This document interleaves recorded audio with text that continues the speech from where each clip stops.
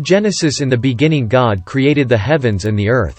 Now the earth was formless and empty, darkness was over the surface of the deep.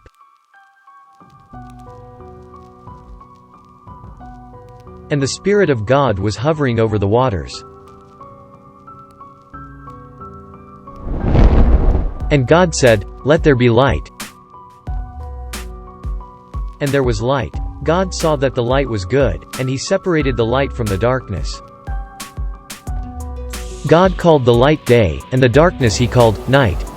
And there was evening, and there was morning, the first day. And God said, "Let there be a vault between the waters to separate water from water." So God made the vault and separated the water under the vault from the water above it. And it was so. God called the vault sky. And there was evening, and there was morning, the second day. And God said, "Let the water under the sky be gathered to one place, and let dry ground appear." And it was so. God called the dry ground land, and the gathered waters He called seas. And God saw that it was good. Then God said, "Let the land produce vegetation, seed-bearing plants and trees on the land that bear fruit with seed in it, according to their various kinds." And it was so. The land produced vegetation, plants bearing seed according to their kinds and trees bearing fruit with seed in it according to their kinds. And God saw that it was good. And there was evening, and there was morning, the third day.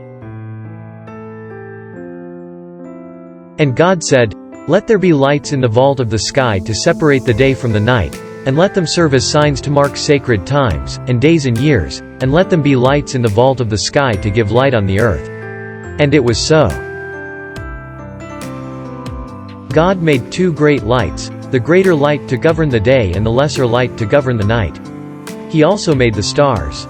God set them in the vault of the sky to give light on the earth, to govern the day and the night, and to separate light from darkness.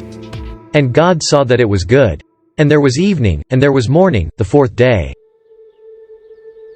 And God said, "Let the water teem with living creatures, and let birds fly above the earth across the vault of the sky." So God created the great creatures of the sea and every living thing with which the water teems and that moves about in it, according to their kinds, and every winged bird according to its kind. And God saw that it was good. God blessed them and said, "Be fruitful and increase in number and fill the water in the seas, and let the birds increase on the earth."